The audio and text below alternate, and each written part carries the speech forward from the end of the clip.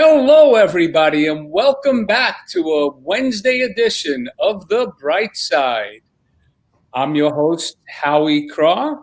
How we doing it? Alongside with my co-host, Dr. J.C. Dornick, a.k.a. The Dragon. AKA James Dean, AKA Freddie Mercury. Yeah, definitely Freddie Mercury. So what are we in now? Week 2 of the stash? You started No, it no, over there? no. I started this before I went to Aruba. I was taking a shower because I like to live on the wild side, right? I'm always Right, trying to push myself into that uncomfortable situation. And I got to admit, and I don't want to step on anybody's toes out there, but I always kind of made fun of mustaches, right? I mean, they right. always brought, but I was shaving in the shower, and I unveiled. I left that a little bit there, and I said, and I was playing some Queen in the background, and I said, I'm going for it. So not only, everybody else set their goals for physical, financial. Dragon set a goal to grow a beautiful mustache, and I got it, and it's just my thing now. It's like some people like it, some people don't, but I mean, I love it. I know that I've had them over the years, and I play around because I don't have a lot of options up I would here. like to see. I would like to openly challenge you to grow a mustache. Oh, well, I'll have one by the end of the week. He's like, I'll have one by tomorrow morning if I don't shave. Yeah, I mean, I'm big with the Fu Manchu. Is that what Oh, we you call could it? do a Fu Manchu. That might be nice. That might You be. know, it's funny. I was in Vietnam traveling, and I had a complete Fu Manchu, and for whatever reason, a lot of them can't connect right there.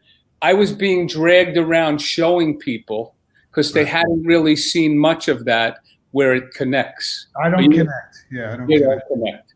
I Yeah. will tell you though, you do connect with a lot of people. And connecting with a lot of people is something that I know we both enjoy. Nice intro. Nice intro. That was slick. I like that. I'm learning. I'm learning. And, these are just times that are just, Yeah.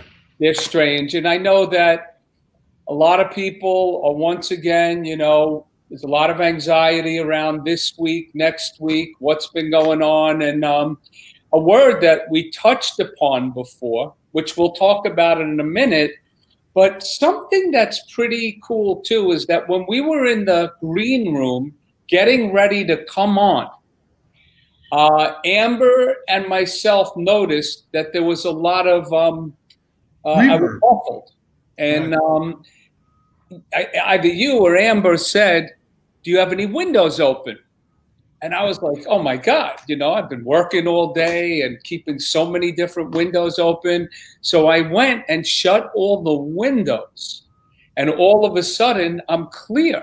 So I started to think about, when you're on that bright side, how many windows do you allow yourself to keep open Yeah. so that you could enjoy, almost think about there's a windstorm. You might want to leave a window open. It feels good, a little draft. But if you have every window open, you could disrupt the whole interior of your home. So, typical way that we start out, windows. How many windows are you walking around with that are open all the time, that are talking to you, that don't allow you to be present because you're getting blown around all the time? Mm. And it doesn't let you be seeing the bright side. Hi, JC. I like it. Yeah, there's tons of other cool analogies there. One of them that I love to use analogies to look at life because sometimes it helps wake you up to see something that you didn't know was there. So another easy one is, for anybody that's like watching this on Facebook, and anybody that's on a computer right now, downsize this and take a look at your desktop. And sometimes, man, your desktop could be a mirror image of your life, and you might have so many different things on your desktop open. So one of the things that I like to do with that, because we all understand the idea of cleaning up your desktop, and we also understand the idea of cleaning up our life, but we just don't always get around to it. So a cool analogy for the desktop and your life is, what is it that you can always see? Howie, I'm going to quiz you right now. If you look at the bottom right of your computer, most computers, what's on the bottom right?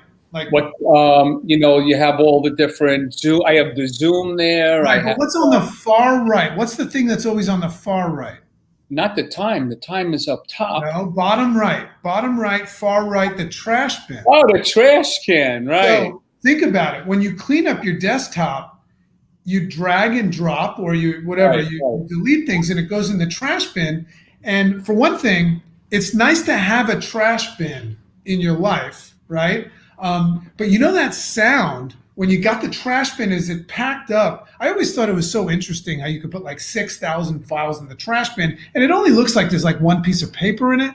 But boy, when I right click on that trash bin and I say empty it, it just makes this sound. So I just recommend everybody take a walk on that.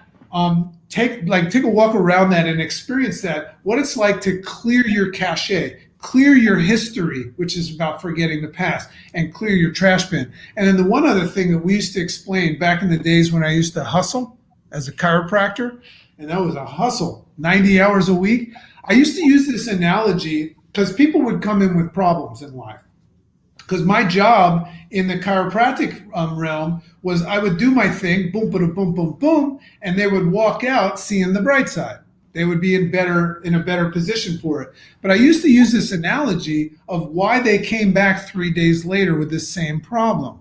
And we know that a lot of people are experiencing things like you said, anxiety and fear and depression and concern, and then they'll have a good day, but then it'll come back. So here's why. If you look at the concept of the electrical current in your house and all the lights, what happens, Howie, when there's too many things plugged into one outlet? What happens? You get a short circuit. It goes out. It blows a Okay, fuse. so the light goes out. So where do you go to fix it? The fuse box. You go to the fuse box. Sometimes we don't know where the fuse box is, but we find the fuse box. Circuit breakers. Fuses outdate me. And They're called circuit breakers. circuit breakers. So you look down. Right. Well, some of us are not very handy and knowledgeable. I just call it a fuse box. And you look, and everything is to this one side except for one, right? So that's Right. how you know. You take the switch, you flip it, the lights come back on. So that's the analogy of the quick fix in life, right? That's the good day. Good question. What? How many people have their circuit breakers properly addressed, meaning labeled? You know Right. what? You're talking to the dragon right now. I do not have that kind of information for you. Yeah, I got to believe it's less than 50%. Let me give the analogy. So you flip the switch, the light comes back on, right? But if you don't remove some of the plugs from the outlet, the same problem happens. So it's a great way to introduce this topic of seeing the bright side. I'm going to go ahead and say to everybody, I'm going to let everybody off the hook and just say, stop carrying the world on your shoulders. We're going to talk a little bit about a different way of looking at life, right? Choosing the bright side. We're going to give you some skills and some tools to do so. But the first thing I want you to be aware of is the idea of controlling the uncontrollable. When your life is cluttered and you got too many things going on, if you really look at your desktop, you'll see that 80% of the stuff it has nothing to do with anything. And that's why you delete it. So take that analogy and look at your life. I like that. And nice to see you today. We could get to that look. You got a leather jacket on today. I know. Well, it's cold up there.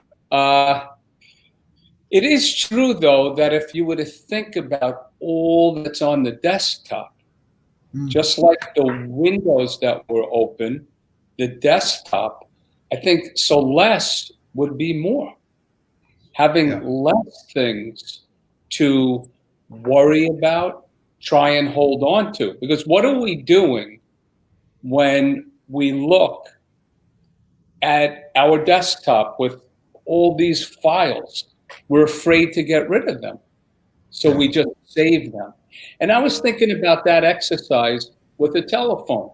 Something I always talk about is how many contacts do you have in your cell phone?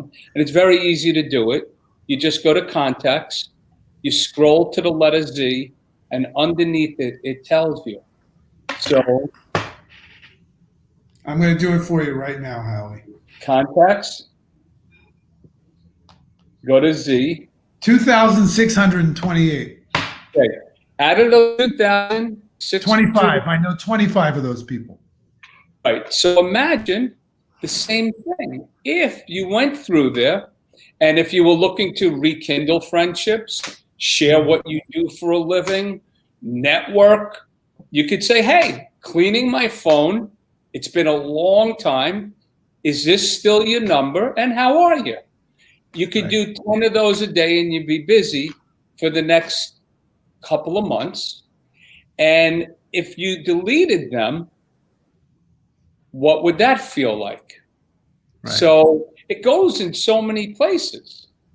It's, it just lightens things up, brightens things up. And you never know, though, there could be gold in that list of somebody who just fell through the cracks and you haven't spoke to for a long time. Yeah, I like it. So I want to share a little something. First of all, I'm going through a very, very challenging phase of my life because I've finally taken my book and I've given it to a team of people to edit and there's rewrites and all this stuff. And I got to tell you something. I realize now that, like so many people do, I've been avoiding the publishing of my book, and I've been saying it's not done yet. It's not. But I realize now the reason why I've been avoiding it is because when you take something that is yours and you allow it to be looked at and criticized, you're putting yourself on the line. It's an uncomfortable situation. So I've been having to practice resting on the bright side quite often. So I did a little bit of writing this morning, and I don't want to go too heavy into this, but I just want to bring something interesting up. A lot of our lives are based on the choices that we make. We talk a lot about choices. The whole concept of, seeing the bright side of things it's a choice, because let's face it, when we wake up in the morning, and this is why we have our structured morning rituals, the game is won there or it's lost. And it has a lot to do with what you choose. So I've been making a lot of choices that are in support of where I want to go. So I was doing a little bit of research about that because one of the things that I was fascinated with, and this is kind of the topic that we wanted to just bring up today, and it's a very, very relevant topic. If you're interested in like the psychology and the actual brain work behind our abilities as humans to make choices, you'll find this fascinating. So basically, there's different brain waves that our brain operates on. There's different frequencies that our brain during sleep, during the time right before sleep, right when we wake up, and then there's peak performance times in our brain. People also know about what it's like to burn out and stuff like that. But I was reading about this, and what it says is that when your brain is expressing what they call gamma frequencies. Now, just so you know, when I say gamma, I know you're thinking about Bruce Banner getting angry and turning into the Hulk. Was his name Bruce or David Banner? David Banner, right? So anyway, I'm not talking about that. I'm talking about a frequency of how your brain is operating. And what's interesting about gamma, and you can look this up, really cool, is that when your brain is pulsing at a gamma frequency, in 1 second, which is just shy of what you know with a hummingbird. Do you know that a hummingbird flaps its wings 100 times in 1 second? 100 times. So when your brain is pulsing, kind of like a beacon of light, and it's in a gamma frequency, it pulses 40 times per second. So the only thing you need to know about that is in the gamma frequency, your brain is pulsing at its highest rate. But what's interesting is it's doing so with the lowest expenditure of energy, and your body is at its calmest state and its best capability of handling adversity so you make better choices when you're in your gamma state. Here's what's fascinating about it. It brings up our topic. What is it that we can do to stimulate and put ourselves in this gamma frequency? Because remember, the value is we're going to make better choices. We're going to handle adversity. We're going to be able to see the bright side with more ease when you're in this gamma state. And what the research shows is that one of the things that we can do is we can practice compassion. Now, we've been talking a little bit about this. Compassion is a very, very interesting word. I like to look at life and everybody that comes across me. If I get a compliment or I get a criticism, I always look at it with curious compassion, meaning I'm curious as to why it happened. I'm curious if it actually matters. But compassion means that I'm seeking to understand it, not absorb it, but understand it. Now, here's what's interesting about compassion. Compassion stimulates this frequency in our brain, but compassion is a very, very interesting thing, because what it's saying is that I'm seeking to understand with compassion. It's like being empathetic. I understand, but it's not the same thing as what we know as sympathetic. I'm not absorbing things that are happening and things that people say or the news. I'm not absorbing it as my thing, and I'm not absorbing it as real. I'm just seeking to understand. So I want everybody to know that, first of all, we all need a little bit of compassion right now. One of the things that I practice compassion, whether somebody's nice or mean, I practice compassion. And what that means is forgive them, for they know not what they do sometimes. That's compassion. But what I find is that the more and more I practice this, Howie, because this whole idea of the bright side is like, how do you guys always see the bright side, right? And I'm starting to pick it apart and figure it out why. The more and more I practice compassion, the better relationships I have, the less stress and anxiety I have, because things are not really about me as much as I used to think. I used to take offense to everything, and that was when I absorbed it. But the other thing is I'm making better choices. And making better choices, Howie, is just a matter of really identifying what it is that you want in life, where you want to go, what actually matters, the things that matter most. And the choices that you make, including seeing the bright side, is just about saying, is this for or against what matters most to me? That's what an important choice is. So compassion is the way. We all need a little bit more compassion. I every day I end, when I do the How We Doing It Lives, ABC, always be compassionate.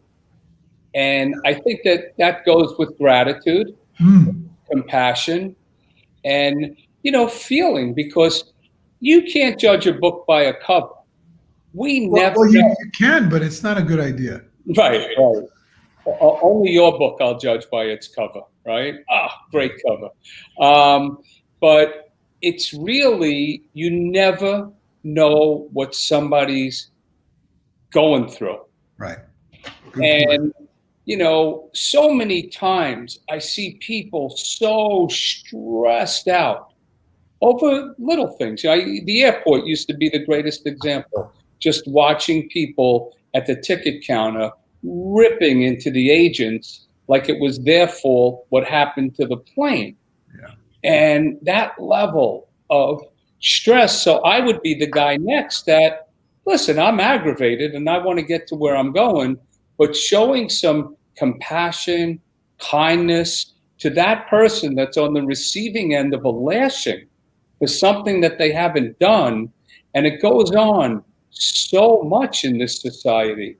There's so much just in this environment that we're in. There's just so much of it. So, I believe that, but you have to be compassionate to yourself too. Right? I know, sometimes I say things to myself that I'd never say to anybody. Yeah, like sometimes when you hear your friend talking down about themselves, I like to say, how dare you speak to yourself like that? Or, hey, give yourself a break, or let yourself off the hook. You know what's interesting is we've spoken a lot about the whole concept of just identifying where you're at. Am I above or below the line? Am I open and curious and am I out of my own way? Well, above the line, you can practice compassion. So remember, in order to practice compassion, you got to kind of get out of your own way. You got to not make it about you, because if you're making it about you, that's not compassion. That's sympathy. When you practice sympathy, you absorb. But what's interesting is right now a lot of people are below the line, and the worst part about being below the line is not being below the line. And what I mean by below the line is you're closed, you're defensive, You're not open, right? You're not open to things. Yeah, from that book, 15. No, this is the whole line. Yeah, that's the whole Right line. here. So, but what's Right here. interesting about it is, first of all, most people are unconsciously below the line. Now, if I told someone, "Hey, you're below the line," they're gonna go further below the line. They're gonna be defensive about it. Right. But here's the takeaway. It's very hard to practice compassion for another human being when you are a victim of circumstance. So if you're going through life right now, and this is why you got to go work your way back above the line, which, by the way, is done with self-compassion. That's the first thing. You got to let yourself off the hook. That's why in the beginning we started with those analogies of clear your plate, take the world off of your shoulder, have some self-compassion, right? Side note, my chicken is doing amazing meditations right now. You can go to her Facebook page, and she actually did one on self-compassion today, because that's been our discussion. But when you're below the line and you're a victim, it's going to be very hard. So I was below the line this morning because of the book thing. And Chicken walked in the room, and she had something that she wanted to tell me that was serious. And I kind of snapped at her, right?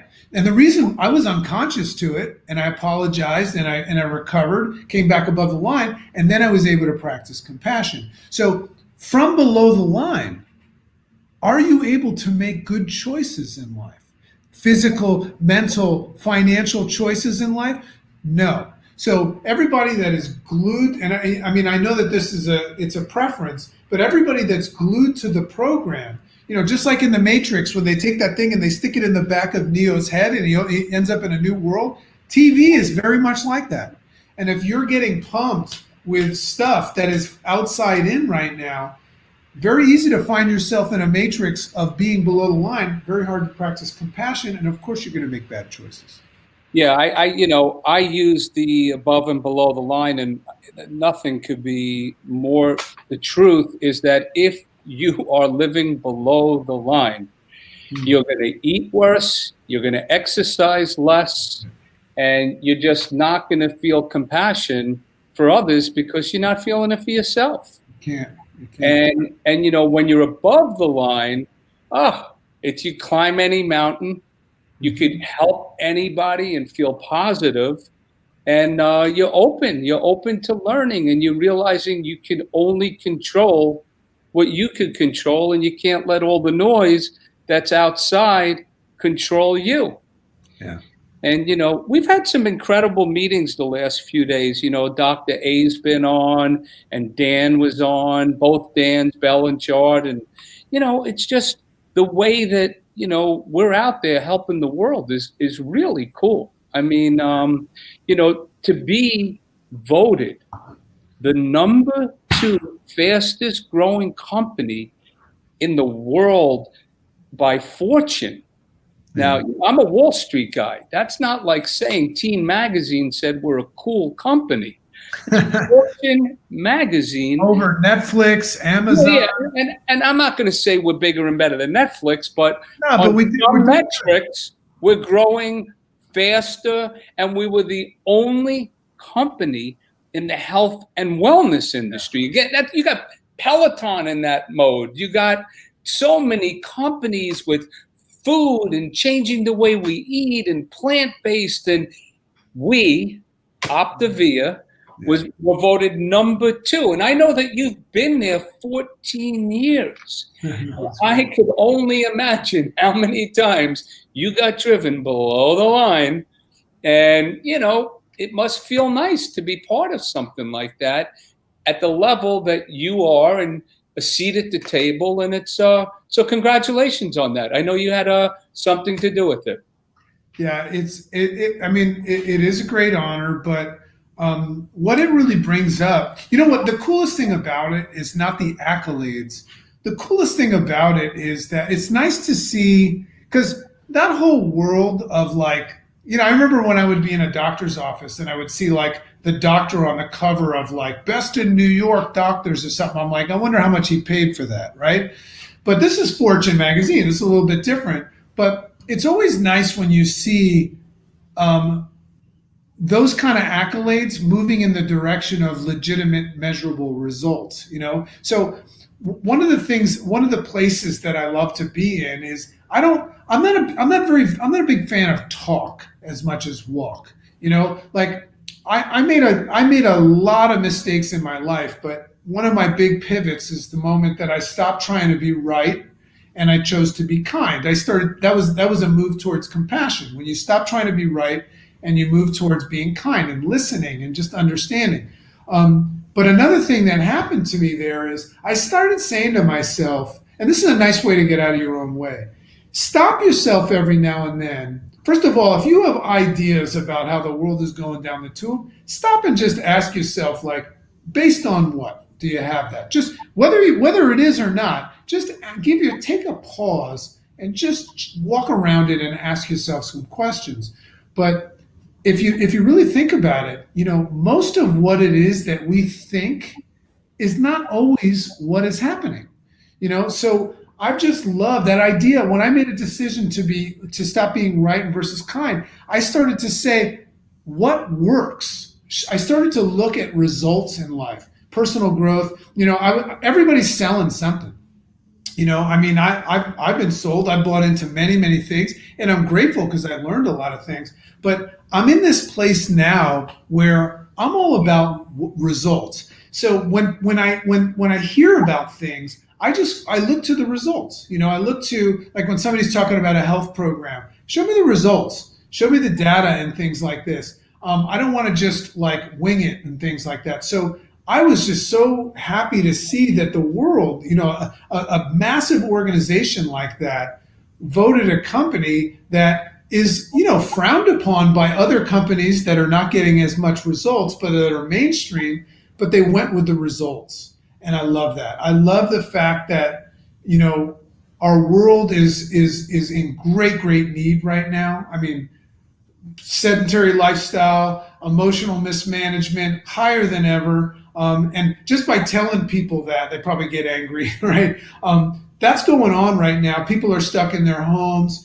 And I just love being part of a company that is meeting those needs, but not only just giving people options, but changing people's lives. This world is definitely ready. They say God only prunes the branches he wants to see grow. This world, we've been pruned, and it is time for us to grow. But it's going to take getting out of your own way. And the first thing you can do is stop trying to be right all the time and choose to be kind, listen, and practice compassion. I love that concept. Yeah. It's a important thing to do. I just started the reverb. Can you hear that? I don't hear the reverb, Ali, because I choose not to. When you speak, it sounds beautiful to me. Right. My regional dialect and all. What's interesting, though, as we close, is that you began with reverb. You got rid of the windows. It got rid of the reverb. But now it's coming back and you have no windows open. So what's the lesson there? Don't talk on top of the computer. I think the lesson is that you can do all the right things. The universe is still going to challenge you. Still going to challenge you. You could have a fantastic day today. The universe is going to throw you a tough day tomorrow. And that's why we say embrace the suck. The obstacle is the way. Guys, suffering, challenge, adversity, trauma, all of that stuff is a massive part of the formula for success and happiness. So another thing we can do is turn water into wine every day. As we say, and what the Grateful Dead fans say, is start looking at, when you choose to see the bright side, you can see that a challenge is on the bright side as well. It's challenging you to grow. And the other thing about being above the line, how would you even know you were above the line if you didn't know what it was like to be below the line? Right? Well, a lot of learning. What are some words? Close this out, baby. A lot of learning goes on in those places. So thanks to everybody for being here. I see that we had a lot of questions, a lot of comments. Glenn Marks says, if I've ever seen the dead. Well, for one thing, I'll have to show you my tattoo one day. And the other thing is 48 shows, baby. And that's before I learned about fish. So maybe not as many as Howie Craw, but yeah, No. I've been known to go to the dead.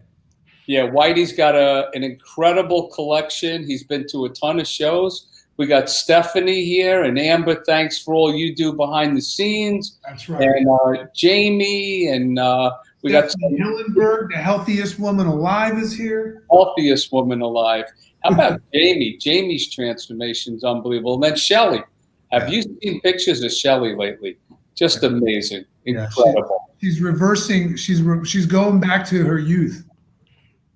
Unbelievable, and I'm so proud of her. Hey, one quick thing. I heard this. I heard this a long time ago, but I heard it again today. It's an interesting concept to leave with. If you think about it, go back 5 years ago in your life, Howie, or anybody listening, and think about the idea of making different choices. Mental, physical, financial choices. If you go back 5 years and you make different choices, would you be in a different reality right now today? Could you be happier? Could you be healthier? And could you be wealthier? The answer is yes, right? Yep. So choices are powerful. So here's the cool thing about that is in this moment right now, as soon as we end this, if you make a decision to stop being right, choose to be kind, and start making better choices, right now, 5 years from now, you will be happier, healthier, wealthier, younger, just like Shelly, than you are today. So we just figured out how the fountain of youth, how to reverse the situation. I love it. The first thing I'm going to do, though, is when we log off, clean up my computer and use that bottom right trash can. So to everybody that's here and watches it later, thank you. We appreciate the feedback. We'll be back next Wednesday. Have an amazing week, everybody. JC, thanks for being here. And everybody, we love you.